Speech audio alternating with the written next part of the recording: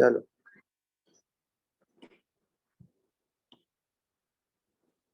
अच्छा, इस क्वेश्चन में कह रहा है what which oxide is amphoteric. तो we have two amphoteric oxides, नाम लो, zinc oxide and aluminium oxide. ना सिलेबस भी जैसे have to remember about two amphoteric oxides, zinc oxide है और एल्यूमिनियम ऑक्साइड है। तो एल्यूमिनियम ऑक्साइड इसमें गिवन है, जिंक ऑक्साइड भी एम्फोटेरिक ऑक्साइड होती है, वो आपको याद रखनी है।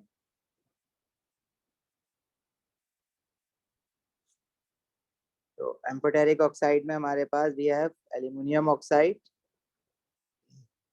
एंड जिंक ऑक्साइड, ये दोनों याद रखना। नेक्स्ट कह रहा है which two gases do not damage limestone building. Limestone को याद रखना, limestone is calcium carbonate. Limestone का जो फॉर्मूला होता है ना, it is calcium carbonate. Calcium carbonate obviously reacts with acids, metal carbonates react with acids to produce salt, water and carbon dioxide gas. Similarly, कोई अगर एसिडिक ऑक्साइड है तो उसके साथ भी रिएक्ट करेगा। तो कोई भी चीज एसिड है ना, एसिड हो एक्वा सोल्यूशन में या एसिडिक ऑक्साइड हो, तो it will react with calcium carbonate. Acid oxide कौन सी होती है? Non metal oxides.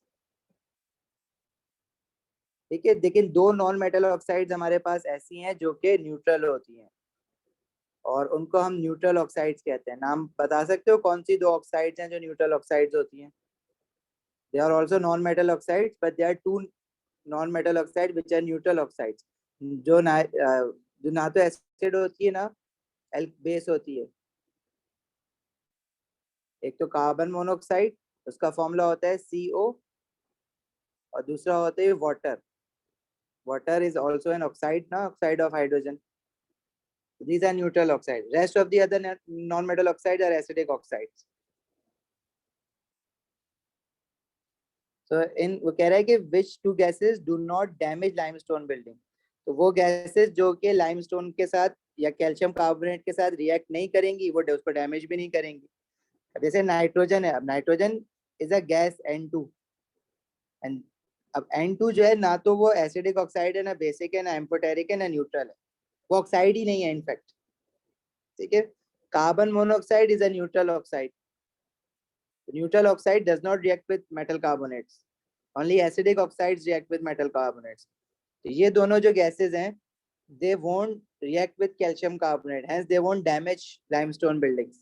जिसका आंसर A है। देखो सेकंड पार्ट में नाइट्रोजन डाइऑक्साइड कह रहा है। Nitrogen dioxide is a non metal oxide which is an acidic oxide. Nitrogen dioxide जब वाटर में डिसॉल्व होगी तो नाइट्रिक एसिड बना लेता है, and nitric acid reacts with calcium carbonate. हाँ, carbon monoxide is a neutral oxide but he is saying कि दोनों की दोनों ऐसी हो जो कि डैमेज ना करें, तो एक तो कर रही है ना, इसलिए बी आंसर नहीं है। सी में भी देखो नाइट्रोजन डाइऑक्साइड दिया हुआ है उसने अगेन, और carbon dioxide again is a non metal oxide which is an acidic oxide, क्योंकि कार्बन डाइऑक्साइड जब वाटर में डिसॉल्व होती है तो it produces carbonic acid which is H2CO3। तो सी इसलिए नहीं होगा क्योंकि दोनों की दोनों डैमेज कर रही है। वो तो कह रहा है जो डैमेज ना करे। Sulphur dioxide is a non-metal oxide SO2, carbon dioxide is a non-metal oxide, so these two all will also damage the limestone buildings, because sulfur dioxide को जब water में dissolve करते हैं तो it produces sulfuric acid H2SO4, carbon dioxide produces carbonic acid, तो ये दोनों भी damage करेंगे।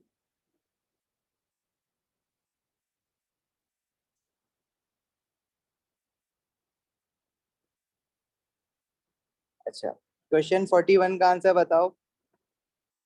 Which row correctly describes the oxides? Aluminium oxide कौन सी ऑक्साइड है? एम्फोटेरिक। एम्फोटेरिक। पोटेशियम ऑक्साइड कौन सी ऑक्साइड है? Potassium oxide is a metal oxide ना, और मेटल ऑक्साइड्स की नेचर क्या होती है? बेसिक। बेसिक। सिवाय दो मेटल ऑक्साइड्स के जो कि एम्फोटेरिक होती हैं, कौन कौन सी? Aluminium oxide and zinc. Zinc oxide. Potassium oxide is basic in nature. Magnesium oxide is also basic in nature. Sulphur dioxide is a non metal oxide, और नॉन मेटल ऑक्साइड्स सिवाय दो नॉन मेटल ऑक्साइड्स के, carbon monoxide and water, rest of the other non metal oxides are acidic in nature. So sulfur dioxide is acidic in nature. The answer would be D. सही, last वाला मुझे समझ नहीं आया, दोबारा समझ।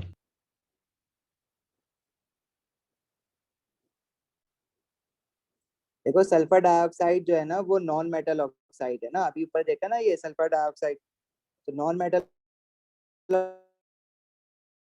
Oxides क्या होती है, पानी में डिसॉल्व करके एसिड बनाती हैं, तो इसलिए वो एसिडिक ऑक्साइड्स होती हैं।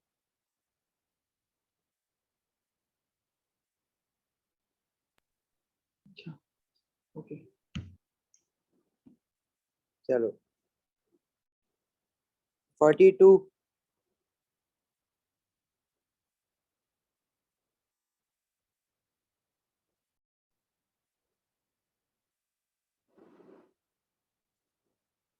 which row correctly classifies the oxides in the table?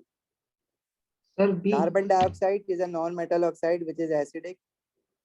Copper 2 oxide कौन सी ऑक्साइड है, मेटल ऑक्साइड है ना, मेटल ऑक्साइड्स क्या होती हैं, basic, and zinc oxide is amphoteric.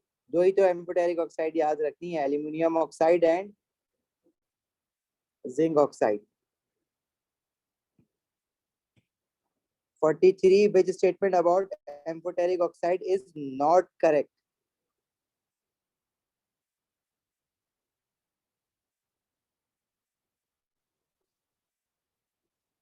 देखो ऑक्साइड्स की सॉल्युबिलिटीज याद है क्या बताई थी, जी सर, इसका सॉल्युबिलिटीज आंसर ऑफ बी है। Metal oxides, solubilities of metal oxides बताओ क्या थी, कौन सी मेटल ऑक्साइड वाटर में डिसॉल्व होती है, कौन सी नहीं होती। देखो हमने देखा था कि all metal oxides are water insoluble, all metal oxides are water insoluble except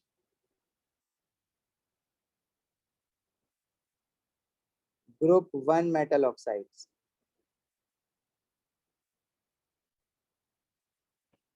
group 1 के अलावा जितनी भी मेटल ऑक्साइड्स है ना, they all are water insoluble. तो क्या एल्यूमिनियम ग्रुप 1 का मेटल है, एल्यूमिनियम तो ग्रुप 3 का मेटल है ना, तो एल्यूमिनियम ऑक्साइड वाटर सॉल्युबल होगी या इनसॉल्युबल होगी, aluminium oxide is water insoluble. तो इनसॉल्युबल का क्या मतलब है, that it do not dissolve into water.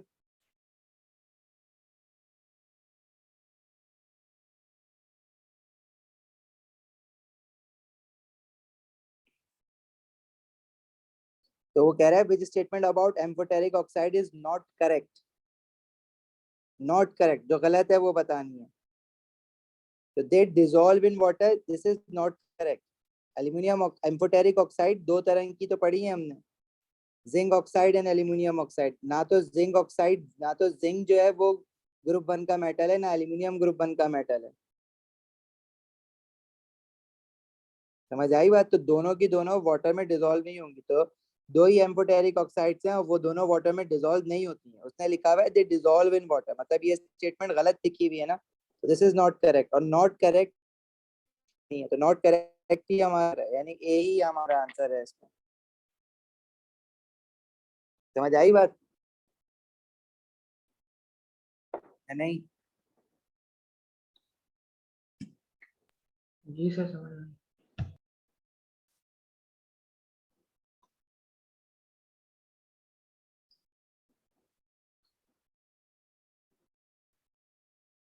अभी बाकी लोगों को समझ आई बात, आगे बढ़े।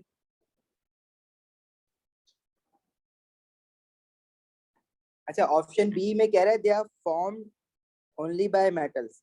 Yes, amphoteric oxide, aluminium oxide, ये भी मेटल है एल्यूमिनियम, और जिंक भी मेटल है, तो ये स्टेटमेंट तो करेक्ट है ना, नॉट करेक्ट चूज करना था आंसर, तो इसलिए ये आंसर नहीं है।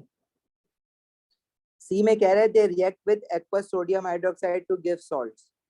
अब aqueous sodium, sodium hydroxide is an alkali, amphoteric oxide acids के साथ भी रिएक्ट करती हैं और एल्कली के साथ भी रिएक्ट करती हैं। तो सोडियम हाइड्रोक्साइड के साथ एल्यूमिनियम ऑक्साइड भी रिएक्ट करेगा और जिंक ऑक्साइड भी रिएक्ट करेगा to produce salt and water. तो ये स्टेटमेंट भी करेक्ट है फॉर एम्फोटेरिक ऑक्साइड्स। जो करेक्ट है वो आंसर नहीं है। अच्छा, they react with aqueous acids to give salts. Amphoteric oxides की क्वालिटी तो यही है कि वो एल्कली के साथ भी रिएक्ट करती है और एसिड के साथ भी रिएक्ट करती है टू प्रोड्यूस सॉल्ट्स। तो ये वाली स्टेटमेंट भी करेक्ट है, तो इसलिए ये भी आंसर नहीं है।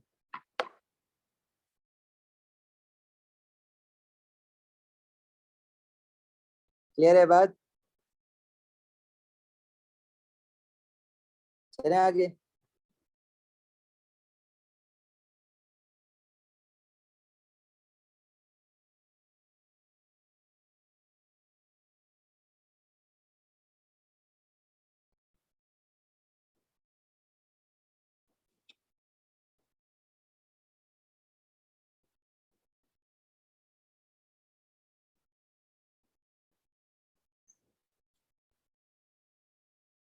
फोर्टी फोर का आंसर बताओ।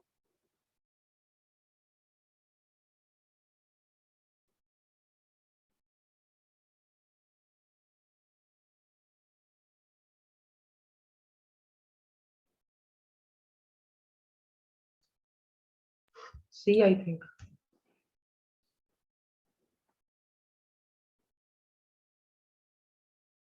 बाकी लोग क्यों नहीं बता रहे हो आंसर? जवेरिया, अली, अच्छा अली तो बता रहा है। जवेरिया, हिबा, सुनैना, क्या हो गया? विच statement about oxide is correct? Basic oxide is an oxide of a non metal, ये गलत है क्योंकि बेसिक ऑक्साइड आदि oxide of metal, metal oxide basic oxide होती है ना। इसी तरह acidic oxide contains ionic bond, acidic oxides होती हैं नॉन मेटल ऑक्साइड्स। अब नॉन मेटल जब ऑक्सीजन के साथ बॉन्ड बनाएगा, जैसे सल्फर डाइऑक्साइड हो गया, कार्बन डाइऑक्साइड हो गया, तो नॉन मेटल आपस में कौन सी बॉन्डिंग करते हैं? Covalent. Covalent bonding. An amphoteric oxide contains a metal. Yes, amphoteric oxide तो है ही दो हमारे सिलेबस में, aluminium oxide and zinc oxide, and they both contains a metal. तो ये सही है। डी में कह रहे हैं basic oxide are always gases. No, basic oxides are metal oxide. Sodium oxide ionic compound है, और आयनिक कंपाउंड जो होते हैं these are not gases, these are solids at room temperature. तो गैसेस नहीं होंगे, दे आर ऑलवेज सॉलिड्स, इसलिए ये भी गलत है। Got it?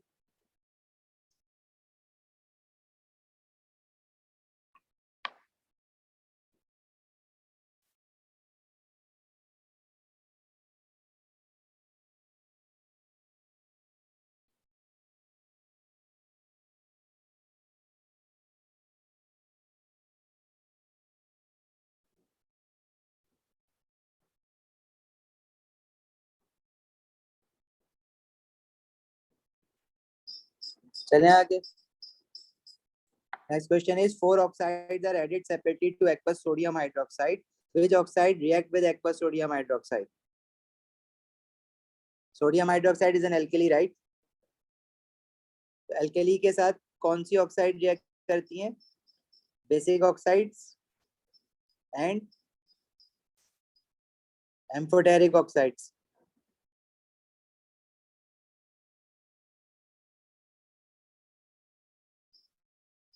आंसर बता दो अब जल्दी से। Sir A. A, aluminium oxide is an amphoteric oxide, ये रिएक्ट करेगा। और बेसिक ऑक्साइड हमारे पास देखो दो बेसिक ऑक्साइड है इसमें। सर 2 बेसिक ऑक्साइड है, में से कौन सा चूज करें? कॉपर 2 ऑक्साइड बेसिक ऑक्साइड है, मैग्नीशियम ऑक्साइड भी बेसिक ऑक्साइड है। तो सी, बी होगा आंसर। अच्छा अच्छा। भी होगा।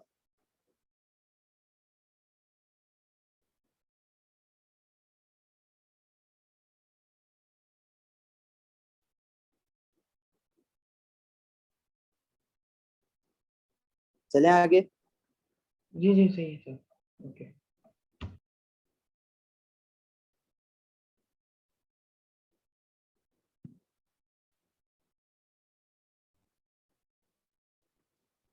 फोर्टी सिक्स, इसको पढ़ लो जरा जल्दी से। D, okay. is saying samples of 3 oxide X, Y, and Z were added separately to dilute hydrochloric acid and dilute sodium hydroxide. मतलब एसिड में भी डाला है और अल्कली में भी डाला है. HCl is as acid and sodium hydroxide is alkali. X and Y react with hydrochloric acid but Z does not react. अगर Z एसिड के साथ रिएक्ट नहीं कर रहा तो इसका मतलब है कि Z जो है वो खुद एसिडिक ऑक्साइड है, तभी तो एसिड के साथ रिएक्ट नहीं कर रहा. बेसिक होता है या एम्फोटेरिक होता तो करता है. तो X और Y में से कोई एक एसिडिक होगी और कोई एक एम्फोटेरिक होगी. अब मुझे नहीं पता कि X एम्फोटेरिक है या Y एम्फोटेरिक है या X एसिडिक है या X बेसिक है या Y बेसिक है. इसी तरह वो कह रहा है Y and Z react with aqueous sodium hydroxide but X does not.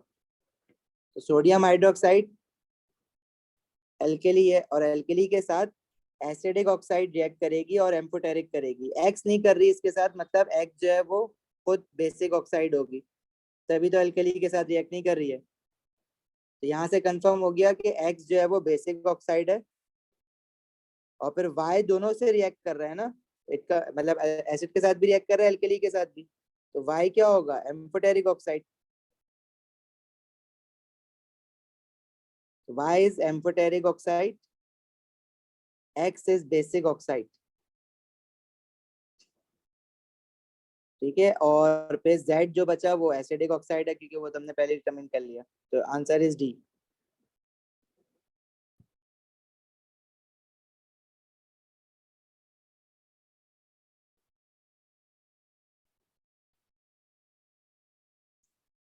Clear है?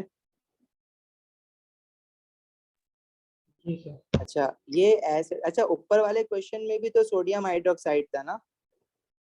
ऊपर वाले क्वेश्चन में हम क्यों एसिडिक ऑक्साइड, एक मिनट रुको, एक मिनट. 45 को जरा दोबारा देखो. 45 में तो सोडियम हाइड्रोक्साइड था, अल्कली था. तो अल्कली, ओ ये देखो ये मैंने गलत लिख दिया, तुम लोगों ने बताया भी नहीं. अल्कली बेसिक ऑक्साइड के साथ थोड़ी रिएक्ट करेगी, अल्कली तो एसिडिक ऑक्साइड के साथ रिएक्ट करेगी ना. इसको सही कर लो भाई, सोडियम हाइड्रोक्साइड है ना, अल्कली तो एसिडिक ऑक्साइड के साथ रिएक्ट करेगी, बेसिक ऑक्साइड के साथ थोड़ी रिएक्ट करेगी.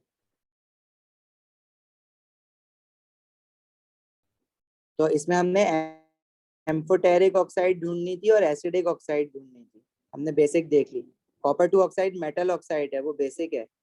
मैग्नीशियम ऑक्साइड मेटल ऑक्साइड है, वो बेसिक है. हमें एसिडिक और एम्फोटेरिक ढूंढनी है. एल्यूमिनियम ऑक्साइड एम्फोटेरिक है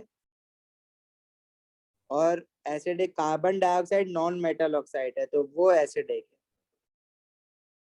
जो आंसर है इसका 1 and 2 वाला ऑप्शन बनेगा, ए बनेगा, नॉट बी. समझ आ गई ये बात? फातिमा, हिबा, जवेरिया, अली, सुनैना.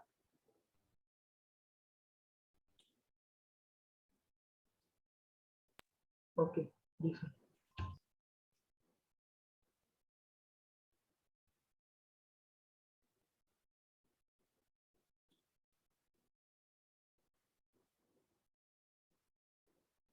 आगे बढ़े. जी सर.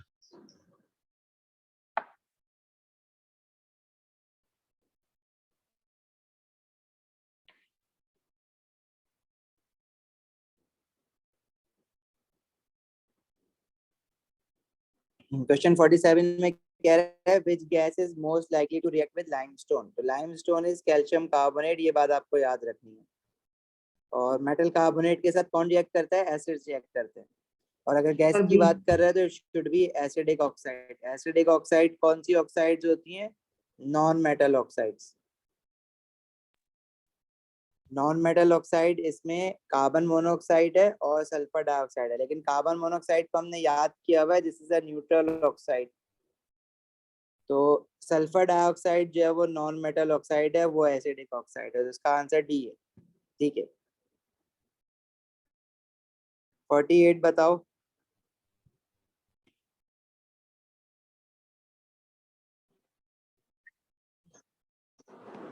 देखो इस क्वेश्चन में क्या रहा है, the sentence describes two metal and their oxides. Metal X could be copper because its oxide is copper oxide, basic oxide होगी. And metal Y could be dash because its oxide is amphoteric. Amphoteric oxide तो दो ही हो सकती है ना, aluminium oxide या zinc oxide. तो metal Y या तो एल्यूमिनियम, अब वो कह रहा है कि एल्यूमिनियम या जिंक हो सकता है. अब जिंक तो दिया हुआ नहीं है ऑप्शन में, मतलब वन में ब्लैंक वन में बेसिक आएगा और ब्लैंक टू में या तो एल्यूमिनियम आएगा या जिंक आएगा. अब जिंक तो दिया हुआ नहीं है कहीं, तो एल्यूमिनियम ही दिया हुआ है, तो B.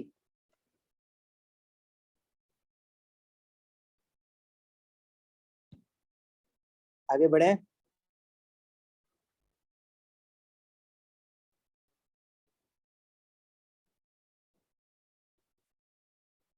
Question 49. What is the function of silica? Silica is silicon dioxide. Silicon is a non-metal. Group 4 का एलिमेंट है.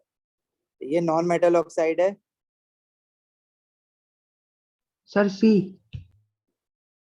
In the equation shown below. तो नॉन मेटल ऑक्साइड जब कैल्शियम ऑक्साइड बेसिक ऑक्साइड है क्योंकि मेटल ऑक्साइड है, और silicon dioxide non metal oxide है. ठीक है. और non metal oxide as an acidic oxide काम करती है और basic oxide metal oxide as a basic oxide काम करती है. तो कह रहा है कि सिलिका क्या काम कर रहा है यहाँ पे. So silicon dioxide is working as a acidic oxide. तो सी हुआ ना अली.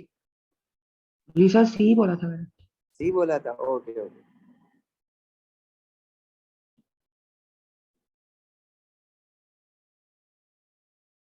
आगे बढ़े.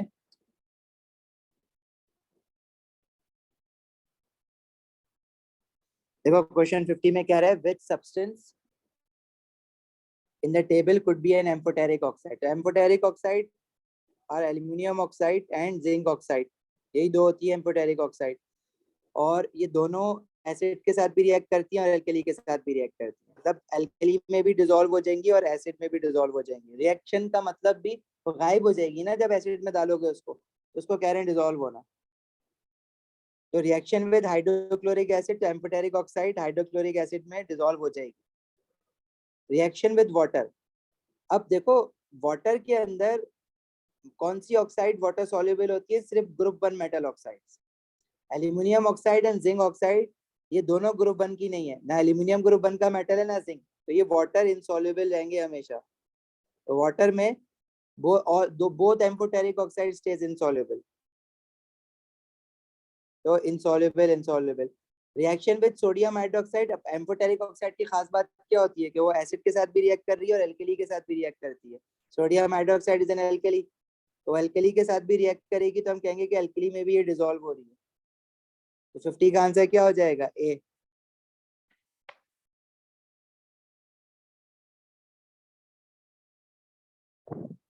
चलिए यार आगे बढ़े.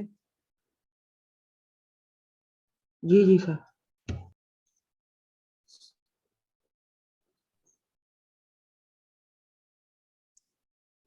51. A sample of air was bubbled into water. The pH of the water slowly changed from 6 to 7. देखो एयर जो है ना is a mixture of gas. Air is a mixture of gases. और एयर में कौन कौन सी गैसेस होती हैं. एयर में हमारे पास सबसे ज्यादा जो गैस होती है वो नाइट्रोजन गैस होती है, carbon nitrogen. Dioxide gas, oxygen gas. अच्छा, अगर वो पीएच कह रहा है 7 से 6 हुआ है तो पीएच डिक्रीज हुआ है ना. 7 न्यूट्रल पीएच होता है. पानी का पीएच पहले न्यूट्रल था, 6 हो गया मतलब एसिडिक हो गया. एसिडिक कब होगा, जब कोई एसिडिक ऑक्साइड एयर में से इसमें डिसॉल्व होगी. सर आई थिंक बी है इसका answer, carbon mono. Carbon monoxide is a neutral oxide. तो न्यूट्रल ऑक्साइड थोड़ी पीएच चेंज करेगी. दो न्यूट्रल ऑक्साइड याद रखो ना. Carbon monoxide is a neutral oxide and water is a neutral oxide. तो ये तो पीएच चेंज ही नहीं करेगा.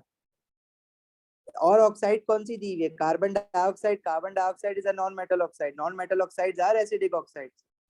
तो कार्बन डाइऑक्साइड को पानी में डिसॉल्व करोगे, अभी ऊपर हमने क्वेश्चन किया था ना, कार्बन डाइऑक्साइड जब वाटर में डिसॉल्व होगा तो it produces carbonic acid. obviously it will decrease the pH from 7 to 6. कोई भी वैल्यू हो रही है लेकिन 7 से कम आएगी. इसका आंसर होगा कार्बन डाइऑक्साइड. नाइट्रोजन और ऑक्सीजन तो गैसेस है ना, दीज आर नॉट ऑक्साइड्स, तो इनका तो देखना ही नहीं है ना. आगे बढ़े। जी अच्छा क्वेश्चन 52 अभी छोड़ देना, वो हम आगे वाले सल्फर वाले चैप्टर के साथ करेंगे। क्वेश्चन 53 में कह रहा है carbon and silicon are both in group 4 of the product table. अच्छा दोनों नॉन मेटल हैं और दोनों की oxides carbon dioxide oxide acidic होती है। सिलिकॉन की अभी हमने देखा सिलिकॉन डाइऑक्साइड, ये दोनों एसिडिक ऑक्साइड्स होती हैं। Which statement is correct for both carbon dioxide and silicon dioxide? Both are acidic oxides. Straightforward answer है, they are acidic oxides.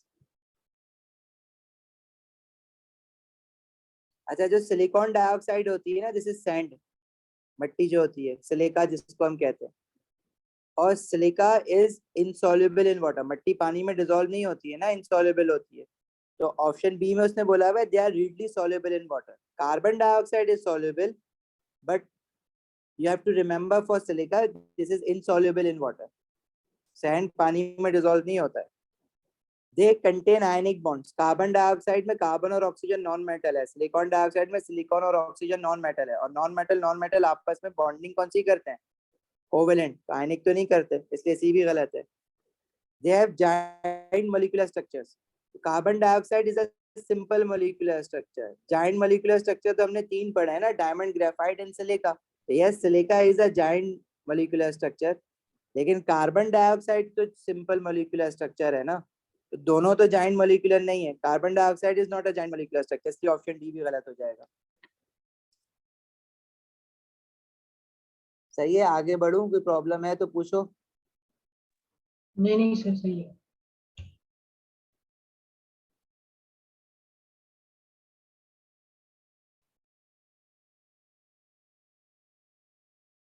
चलो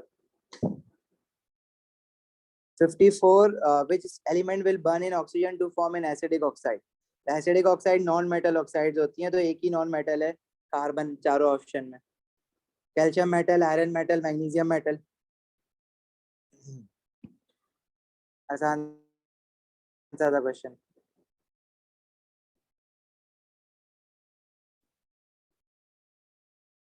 अच्छा 55 में कह रहा है sodium, aluminium and sulphur. Sodium metal है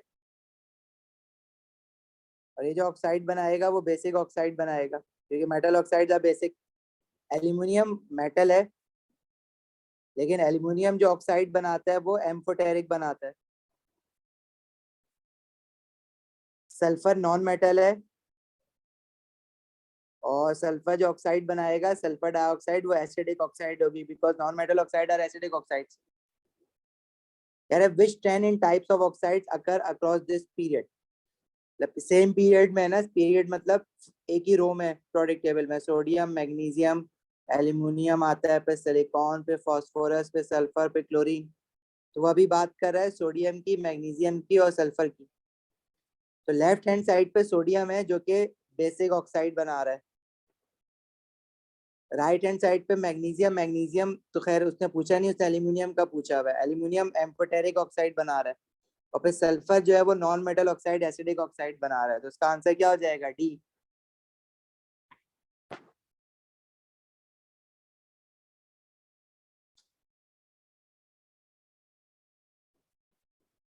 क्लियर है, आगे बढ़े।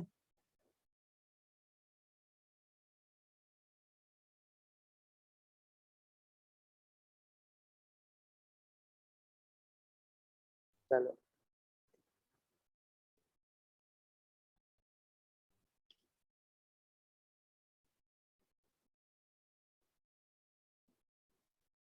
अच्छा प्रिपरेशन ऑफ सॉल्ट्स में हमें वो जो हमारा टेस्ट फॉर आइंस का टेबल था ना, वो टेबल, अच्छा आप उस टेबल को आपने पेपर 1 और पेपर 2 के लिए तो याद रखना है। पेपर 1 और पेपर 2 में वो टेबल नहीं मिलेगा, सिर्फ एटीपी के पेपर में वो टेबल इस बार मिलेगा आपको।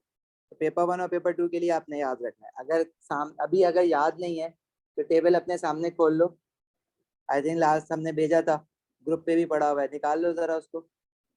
जी सर वो तो ठीक है। मैं कह रहा था कि कोई इसकी मतलब लाइक कोई तरकीब होती है याद करने याद की? करने की, याद करने की देखो एक मेथड ये है कि कुछ स्टूडेंट जो है ना वो सेम कलर्स के जो आइंस होते हैं ना, जो सेम कलर्स देते हैं, तो वो पहले उसको साथ लिख लेते हैं। ठीक है, तो जितने भी वाइट या कलरलेस सोल्यूशन दे रहे हैं वो सारे उसका टेस्ट साथ लिख लेते हैं। फिर जो ग्रीन कलर दे रहे हैं उनका साथ लिख लेते हैं।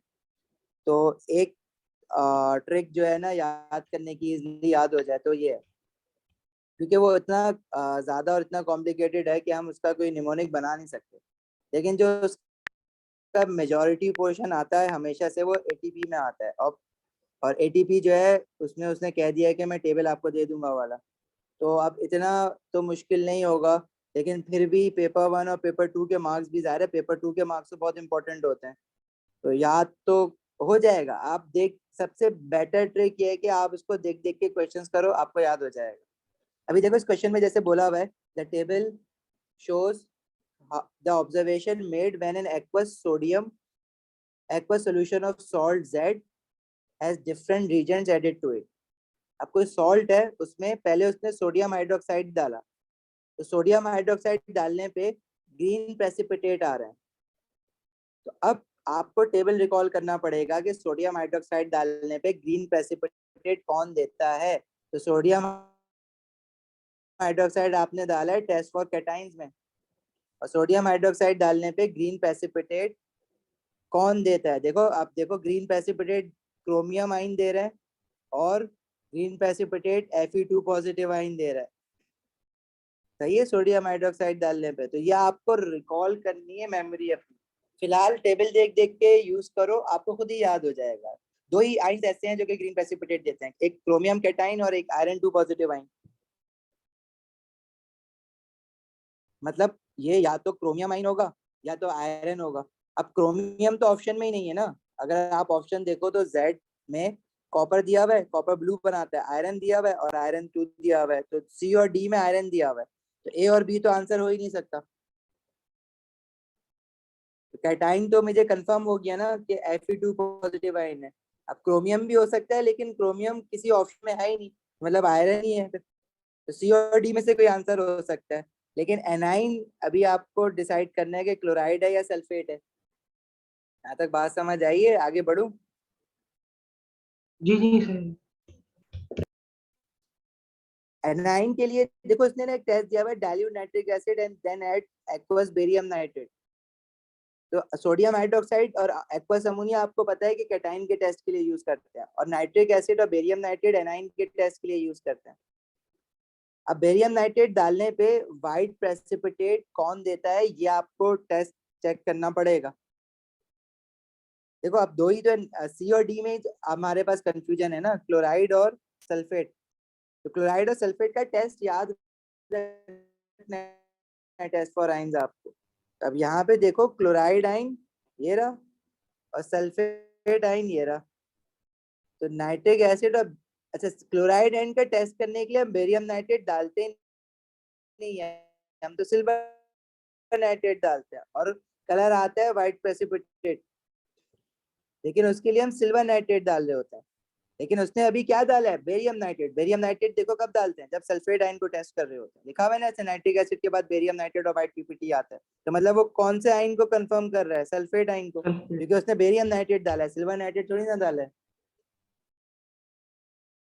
समझ आइए बाजी वाली? जी सर समझ रहा हूँ। चलो,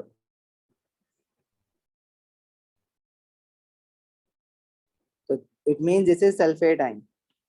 तो आंसर क्या हो जाएगा, डी।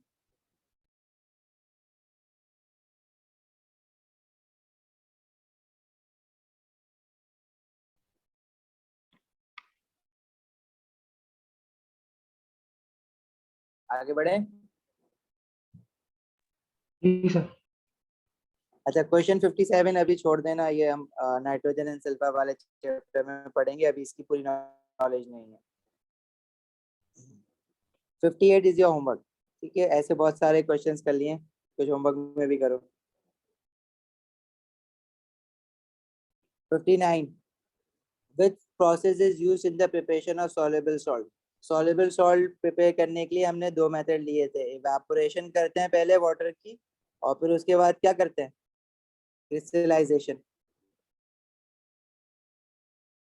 तो इन दोनों मेथड में से कोई मेथड लिखा हुआ है, कोई प्रोसेस? इवेपोरेशन लिखा हुआ है, क्रिस्टलाइजेशन नहीं है, तो यही आंसर हो जाएगा।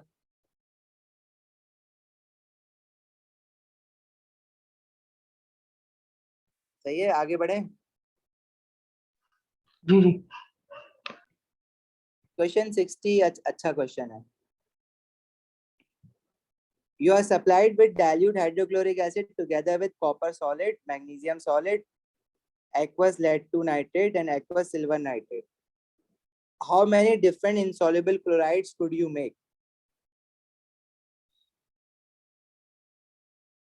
मतलब इन सबको आपने HCl के साथ रिएक्ट करवाना है। Copper solid is elemental form.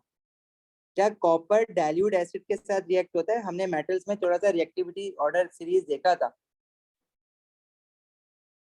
जिसमें वो जो हमारा रिएक्टिविटी ऑर्डर था कल नसीमा वाला, रिमेंबर कल नसीमा के मंगेतर वाला, अली, जैन, फाखिर, पप्पू, हैदर, जैज मिलाए, कॉपर, सिल्वर, गोल्ड, प्लेटिनियम।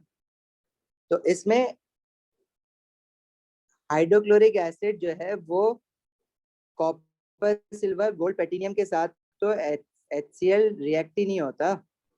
तो क्या कॉपर का acid, copper is a metal react with acid, but not all the metal react with acids, specially with dilute acid, जो कि हम मेटल्स के चैप्टर में पढ़ते हैं।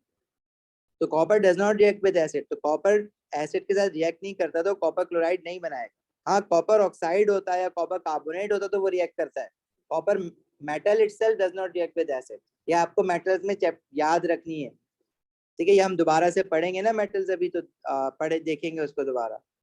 तो कॉपर सॉलिड जो है वो HCl के साथ रिएक्ट करके it won't produce copper chloride salt. अच्छा, magnesium reacts with acids, reactivity order में हाइड्रोजन से ऊपर जितने भी मेटल्स हैं दे रिएक्ट विद एसिड्स। तो magnesium react with acid, HCl के साथ ये रिएक्ट करेगा to produce salt which is magnesium chloride and hydrogen gas. अब ना मैग्नीशियम क्लोराइड सॉल्ट तो बन गया, but is it a soluble salt और इनसॉल्युबल सॉल्ट? वो कह रहा है कि इनसॉल्युबल क्लोराइड बनानी है। इनसॉल्युबल मैग्नीशियम क्लोराइड जो है वो सॉल्युबल है या इनसॉल्युबल है? All chlorides are soluble except for lead 2 chloride and silver chloride. The PbCl2 और AgCl के अलावा जितने भी क्लोराइड्स होते हैं they all are water soluble. तो magnesium chloride is not an insoluble chloride, it is a soluble chloride, soluble salt है। तो ये भी निकल गया, क्योंकि वो कह रहा है कि आपने insoluble क्लोराइड बनानी है। मैग्नीशियम रिएक्ट तो करेगा एसिड के साथ, लेकिन जो सॉल्ट बनाएगा वो soluble बनाएगा। सही है। अच्छा, lead two nitrate displacement reaction है ये। Lead two nitrate is PbNO3।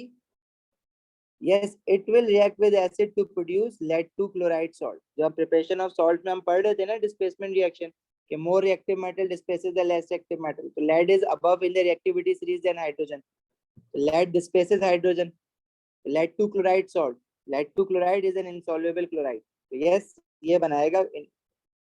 Silver nitrate के साथ जब रिएक्ट करवाओगे HCl को सिल्वर नाइट्रेट में डिसॉल्व करवाओगे तो सिल्वर क्लोराइड बनेगा, और silver chloride again is an insoluble chloride. तो यस, ये भी इनसॉल्युबल क्लोराइड बनाएगा। तो इनमें से दो जो है वो इनसॉल्युबल क्लोराइड बना रही है, तो आंसर इज बी।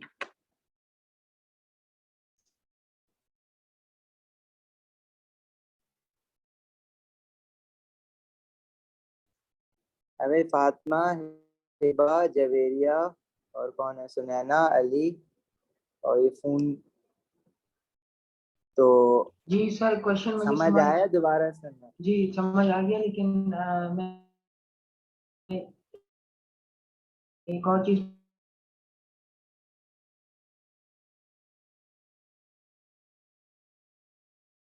पूछा था। नहीं,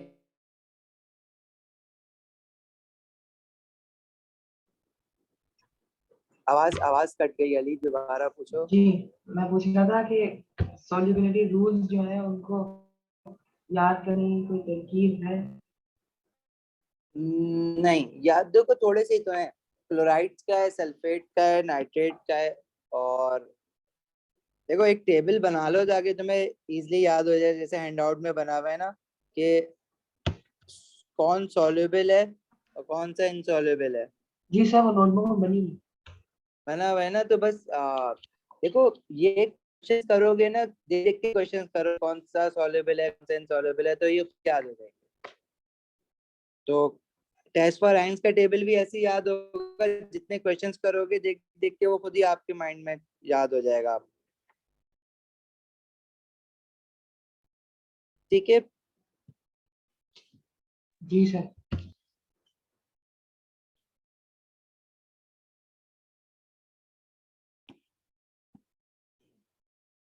अच्छा क्वेश्चन 61 में कह रहे हैं ammonium salt was added to excess hot aqueous sodium hydroxide। अब सोडियम हाइड्रोक्साइड और अमोनियम सॉल्ट में बेसिकली अमोनियम आइन होगा, और अमोनियम आइन को टेस्ट करने के लिए भी हम सोडियम हाइड्रोक्साइड डालते हैं। अगर आप वो टेस्ट फॉर कैटाइंस देखो तो उसमें अमोनियम आइन का भी टेस्ट है।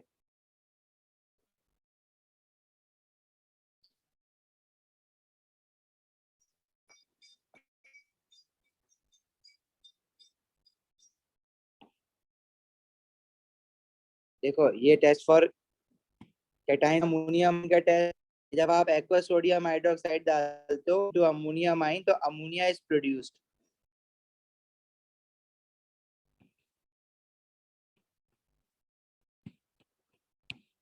अभी इस क्वेश्चन में वो कह रहा है कि हमने अमोनियम सॉल्ट के अंदर सोडियम हाइड्रोक्साइड डाला है, तो ammonia gas was evolved when no more ammonia was evolved, aluminium was added to the solution.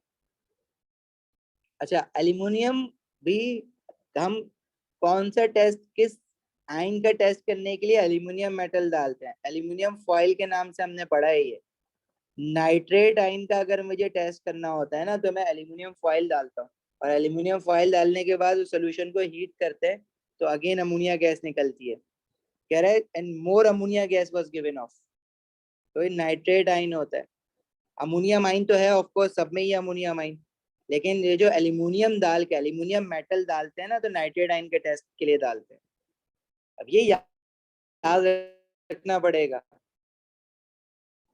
देखो नाइट्रेट आयन का टेस्ट देखो, नाइट्रेट आयन के टेस्ट में आपने एल्यूमिनियम फॉइल डाला है ना और अमोनिया गैस बन रही है।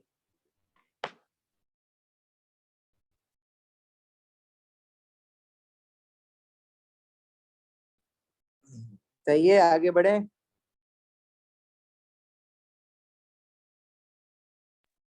जी सर जी।